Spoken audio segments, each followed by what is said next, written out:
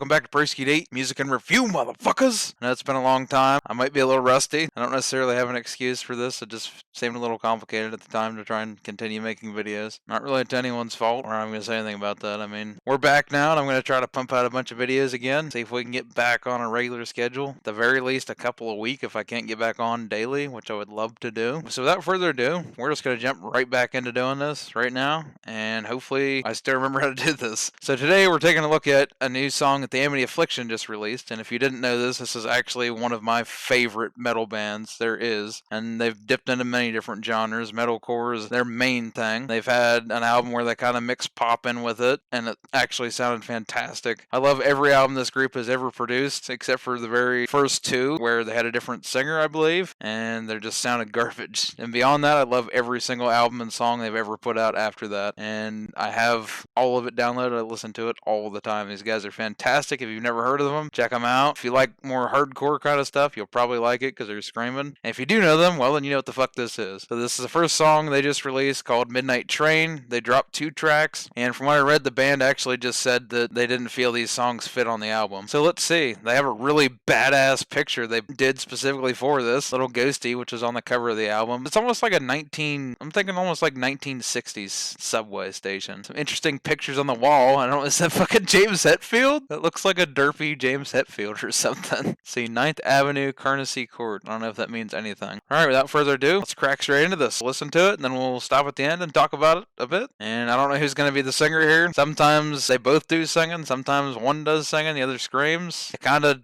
both do both now because they're so damn good. I love these guys, so no matter what, I like this song. Alright, let's do it. Midnight Train. Already a different feel. It's a little symphony vibes. Alright, little Ghosty's dancing. I like it.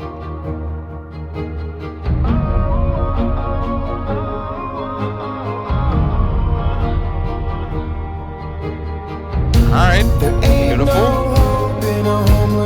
Aaron singing again. I've gotta find my way back home. There ain't no hope in a homeless heart. I've gotta find a way to home. All the roads I take lead to places that meant everything.